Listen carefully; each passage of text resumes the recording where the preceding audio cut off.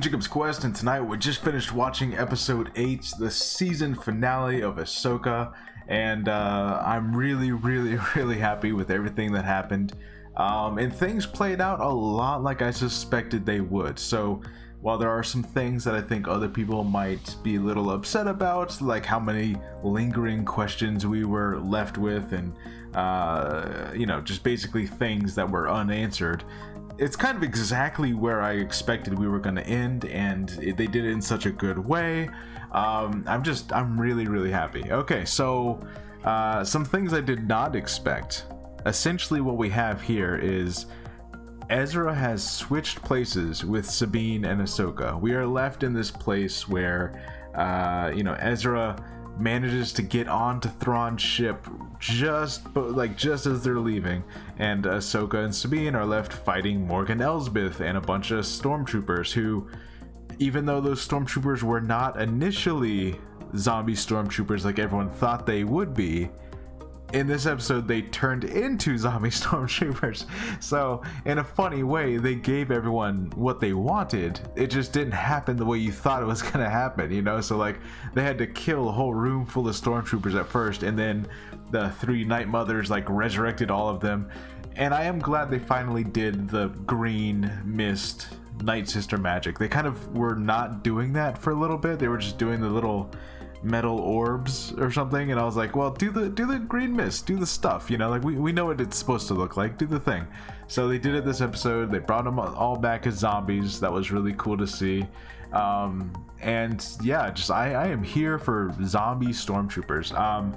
In fact, before Ezra gets on Thrawn's ship, there's even a big fight between a couple of I guess they're much more literal death troopers than they are normally, because death troopers, of course, they're the ones that we saw in Rogue One, we saw them in Rebels, we've seen them in a couple things now, the all black stormtroopers.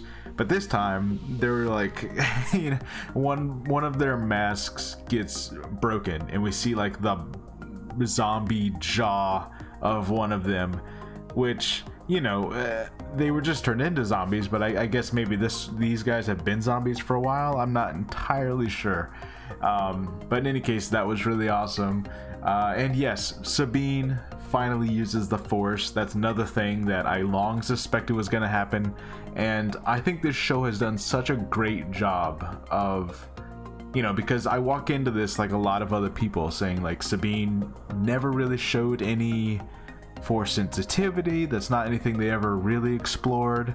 So her being trained as a Jedi seems unusual, because you know what I mean, like that, like the idea that she had any kind of sensitivity to it at all is new information that we've never explored before. So everyone, that was like a big question early on in the season, but they did such a good job of showing her struggle to do anything. And then Hu Yang was constantly like, you can barely use the Force, you kind of suck compared to all the other Padawans I've ever seen. You wouldn't have even been accepted by the Jedi Order. They wouldn't have even taken you. You're so inept at the Force. And so she really had to try at it over and over again. And she was finally able to do it. She was able to grab her lightsaber with the Force. She was able to Force push Ezra across this space to get him onto the ship. And I know that despite the fact that the show did so much work, like they showed her try and fail to use the Force so many times before it finally worked, some people are still going to have a problem with this, and I think that's kind of silly, right? Because I would have had a problem with it if she just shows up and she can do it and it's not a big deal, and some people had similar complaints with the whole Rey thing, right? Although Rey was a new character, like Sabine is a character who we've known for 4 seasons, never said anything about the Force, and suddenly she's being trained as a Jedi. So it would have been weird in that case if she could just use it, so I'm glad that they had her struggle and show that yeah, she's not very good, but she has the potential, So it's weird to me that people are still upset about this. I'm like, why? What? Nowhere in Rebels did they ever say that Sabine is not Force sensitive. They've never said that, but they also just never introduced it, which was my problem. And now that they did the legwork, they laid down the seeds and they did the legwork of getting her to this point where she can finally do a force push, I'm totally there for it. I'm buying it. I'm totally sold on Sabine Jedi. It totally works. So I don't know if you still have a problem with it at this point. I think you're kind of being silly a little bit. Like, yeah, I don't know what else you want. What else do you want from them? Like, this is what they want to do with the character, and you can't even be like, oh, he's taking someone else's character and do it. Like, no, this is Filoni's character, and he's decided that this is where he wants to go with it. So I don't see the problem here. I don't know. Anyways, so yeah, Sabine's using the Force. Ezra is on Thrawn's ship. They're going back to the main galaxy. Thrawn goes to Dathomir. Ezra manages to escape, off screen. He puts on a stormtrooper uniform like he always does. That's like his thing, right? Classic Star Wars, dress up. Han and Luke dressed up as stormtroopers, and he manages to get back to the rebel fleet somehow, and then before everyone can shoot him, he has this little reunion with Hera and Chopper, and that's really nice. We don't see Zeb. No Zeb in this show at all, which is surprising because they bothered to make, they rendered a CG model of Zeb in The Mandalorian, and logically you're like, well, yeah, they did that way. By the time they get to the show, they have the model ready, they have a fully formed 3D model of this character. But no, there's no Zeb at all in this show. That was genuinely surprising. I thought we were gonna at the very least get the smallest of cameos. Nothing. No Zeb. Crazy. Which, okay, it didn't bother me really, but it is surprising, because I was like, surely that's gonna be a thing. But Zeb is the one Rebels character that just got no love in this show at all, which was very strange. I mean, they said his name, but he didn't show up, even though, again, they have his model, his 3D CG model completely ready to go. They got the voice actor ready. It's there. They just decided not to use it, I guess. So, okay. All right. Anyways, so that's where we leave those characters. And then Ahsoka and Sabine are back on, back on Peridea. That's what it was. They're back on Peridea. They're hanging out with the crab turtle people. The ghost of Anakin shows up for a second, but no one sees him. He's just kind of watching from a distance. Just kind of like all right, you did it, kid. Good job, Ahsoka. You got Ezra home. You did the thing. But of course, it is kind of this bittersweet ending where well, Thrawn is back in the main galaxy now. So, I think most people assumed that this was going to happen because, we know that Dave Filoni's movie got announced. We know that they got to set all that up. So yeah, I think most people assumed he's going to get back to the main galaxy. That's going to be a thing. So, okay. And then we have, just barely any Baylan Skoll or Shin Hati at all, which I know some people are really upset by. My thing is, I thought Shin Hati was either going to be with Thrawn or captured by the heroes. The fact that she went off on her own and I guess went back to those raiders, on the planet, that's kind of surprising. I feel like that's definitely okay, so there are plans for a season 2 of this show happening that's not movie stuff, so I feel like this show is doing two different things. It was setting up stuff for the movie, but it was also setting up stuff for season 2 of this show. And so what I'm kind of thinking might end up happening is, if the second season of Ahsoka does not come out before the movie, if we actually get a movie and Ahsoka season kind of happening at the same time, we might see Ezra and Hera are there and they contact, I don't know, Luke Skywalker, I guess, and they, and the Mandalorians and, all Bo-Katan and everyone, and I guess have to deal with Thrawn now because Ahsoka and Sabine and Shin Hati and Baylan Skoll, they're all still on Peridea. So that's interesting. I don't know how they're gonna do that. I guess I guess the optimal thing would be that they would have a season 2 of this show and then do Dave Filoni's movie, but it doesn't feel like that's what was supposed to be scheduled, you know? But of course, the strikes all happened, so who knows at this point? Who knows like what project they're even working on? The actor strike is still happening, so like, you know, there's no way of saying when anything's coming out now. So like, this is probably gonna be the last thing we get for a minute, at least in regards to the plot lines that we have lingering here. Speaking of which, Baylan Skoll,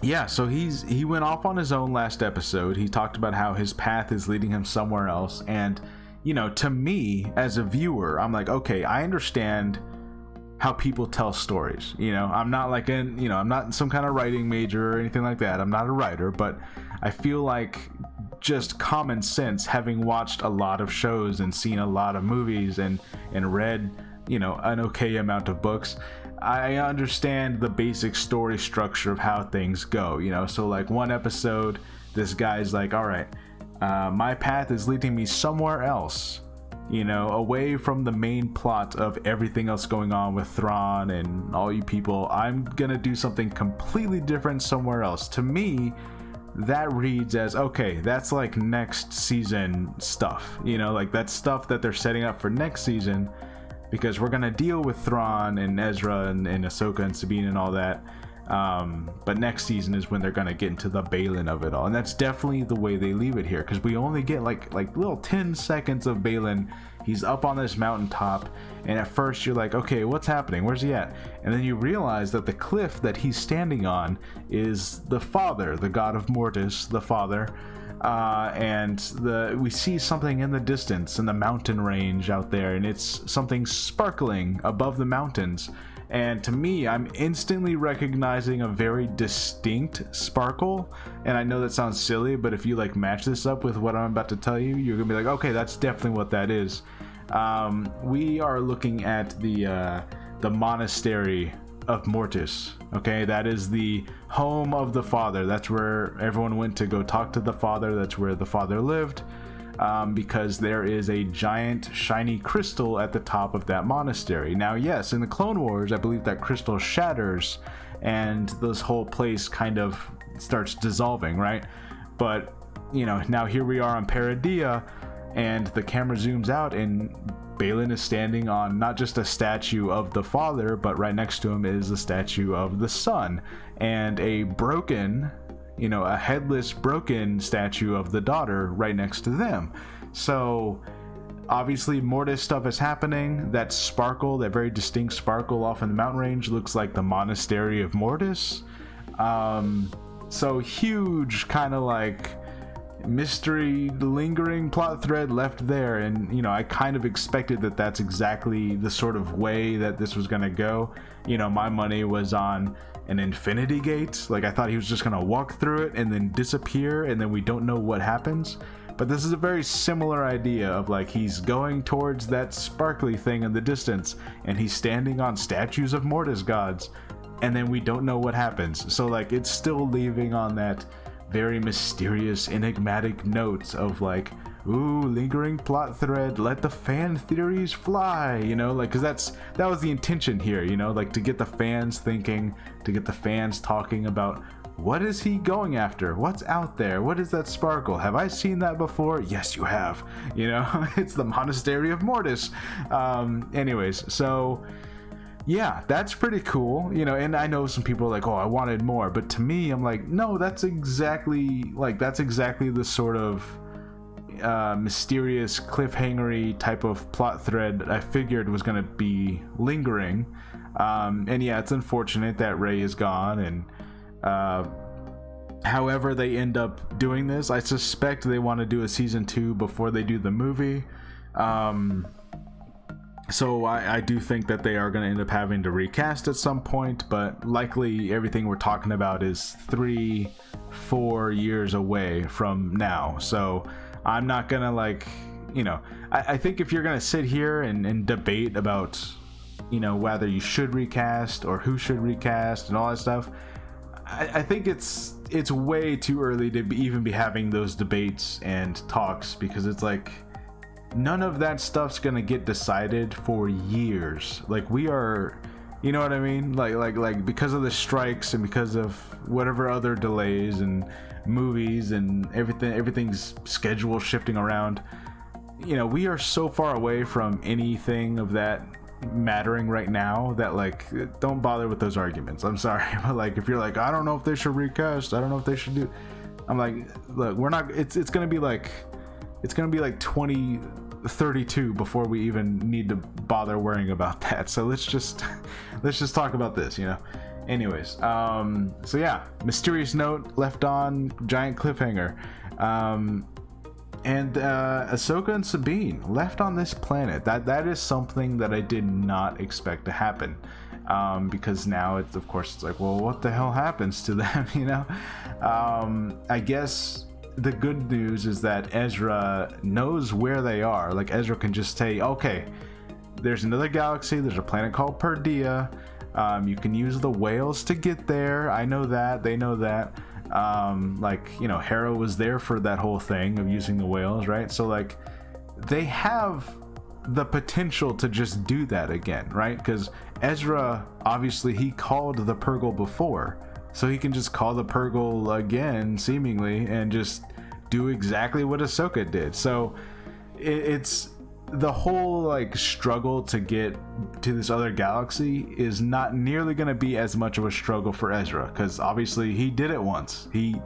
That's how he got there in the first place, is because he used the Purgle to get there. So, you know, I feel like that's going to be something that you could resolve pretty quickly if you wanted to. You know, like if you're starting a movie and you're like, okay, Ezra has to go pick up Sabine and Ahsoka, and then they find Shin there, and then Balin is doing something with the Mortis gods. Who knows, you know?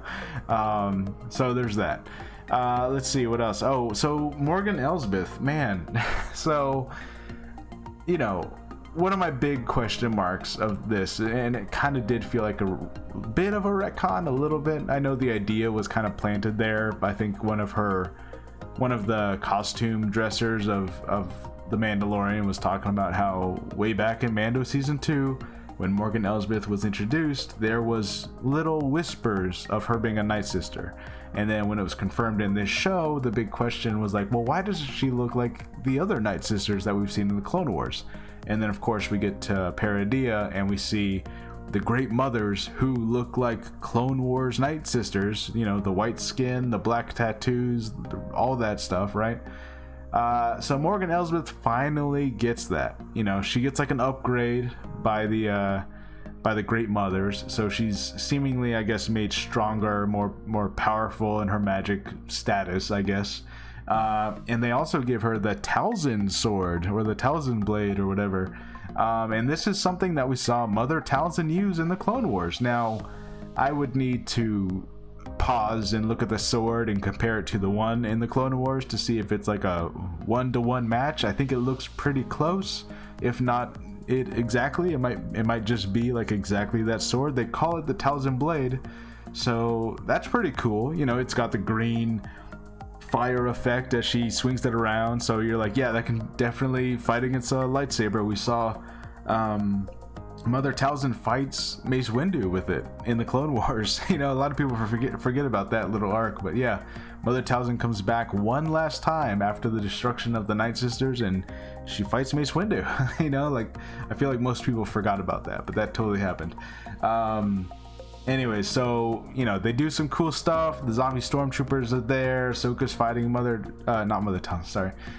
fighting Morgan Elsbeth, and Ahsoka ends up being able to cut her in half. And in fact, at least at the end of the fight, Ahsoka is holding the Talzin blade. I don't know if she still has it at the end there. We might need to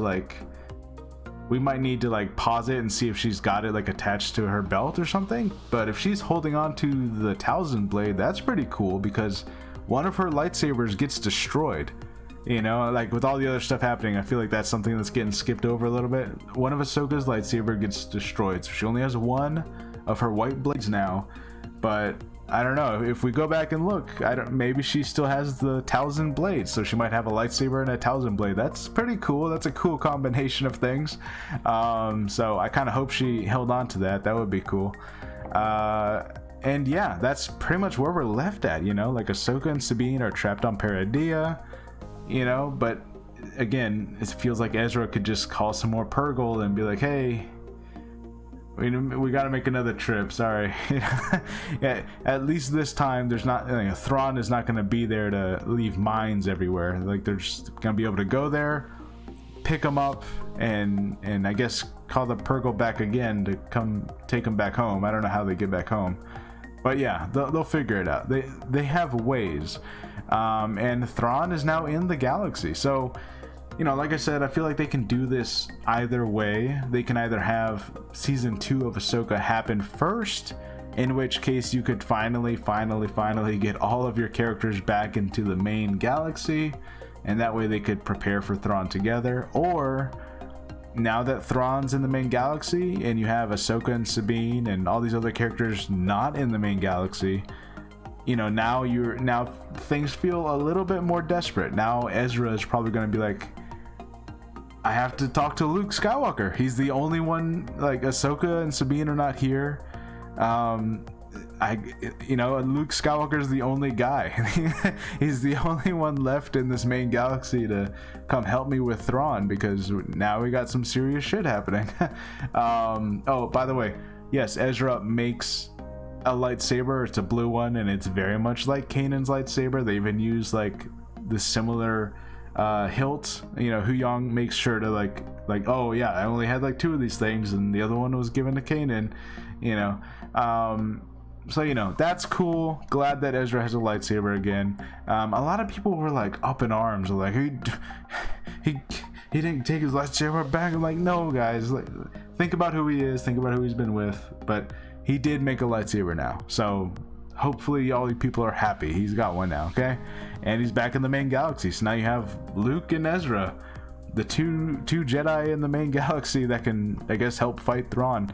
And that's kind of where we left things. And I am really happy with this. Like I knew that, I think it was pretty obvious to most people, or at least I thought it was, that this was a setup show. This was to set up the movie, to set up, other plot lines happening in the galaxy.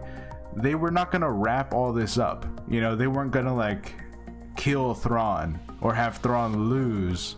Like they weren't going to answer everything that had to do with Baylan, but also make sure everyone got home, but also figure out what happened with the Night Sisters, but also, no. They're going to do some of those things, and then other things are going to be lingering plot threads. Like it seemed obvious that that's what was going to happen, but somehow I see a lot of people like, I can't believe they left so much stuff unfinished. I'm like, yeah, they announced movies.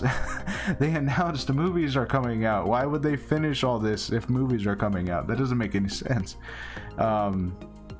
Anyways, I am really happy with the way this show played out. I'm so curious about, and this is what Star Wars should be doing at the end. It leaves me curious about like, well, what are they planning? What are they doing in the future? And then I have to theorize about like what's going on with Baylan's skull. What is the New Republic gonna do? Surely Ezra is just gonna tell everyone, hey, Thrawn's back, right? Hera's gonna believe him, but like now, especially with Senator Ziono over there, like Hera's gonna have to be like, okay, so here's Ezra, he's back. Ooh, look at that, my friend's back. Take that, Senator. But also, he just let me know that Thrawn also came back, and Ahsoka and Sabine did not come back, so we're in trouble. Call Luke Skywalker. So I'm really happy with this. I'm really, really happy with everything that happened in this. I feel like we got our Easter eggs, we got our zombie stormtroopers, our Talzin blades, we got our Mortis gods appearance, or at least statue form appearance. Like, I feel like this show ended up giving us a lot of the stuff that people were theorizing about. Maybe not in ways that you always suspected, but like, I feel like it delivered a lot, and it still left us with a lot of mystery, a lot of questions, and that's what it should be doing. you know, because this was not designed to be an ending, you know, like this is just setting up for other things, the next season, other movies, other stories. We have Skeleton Crew coming out, you know, and it would not surprise me if some of, you know, the Skeleton Crew is supposed to be about people lost in space somewhere, right? Like a group of kids are lost in space. It would not surprise me if some of this gets, you know, tied into that, because hey, guess what, we have a bunch of characters also lost in space now in a different galaxy. So I feel like some things are going to be coming together here, you know.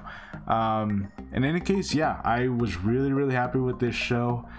And you know, I think the Acolyte might be the next thing that was, it might have been in post-production, or maybe I think they finished shooting this show, so I think they were just editing it and all that stuff. I think that might be the next thing that comes out at some point next year, I guess. But yeah, with all the strikes and all the delays, and you know, everything's kind of thrown up in the air. Who knows exactly when anything's coming out or what's going to happen. But I feel like this left us in a really good place, you know. So yeah, just I'm really happy.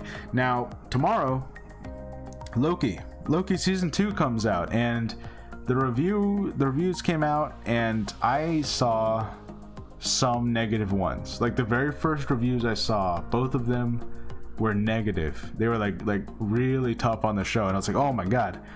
And then quickly after that, I saw a whole bunch of positive reviews, you know, people who really love the show. So I'm like, ooh, went on a little bit of a emotional whiplash there, because I instantly was like, oh god, no, not Loki. I was really looking forward to that one. And then, you know, a lot of people really liked it. So I think I can maintain my you know, my anticipation with maybe just a little bit of caution about tomorrow. So I will see you guys for Loki tomorrow, and then Gen V on Fridays. So even though Star Wars is over for now, and I really hope we get the Acolyte soon, we have Marvel, we have the Boys spinoff, and of course we have more movies coming out real soon. I think the next one is Exorcist Believer, which, hey, who knows, might be good. All right, I'll see you guys on the next one.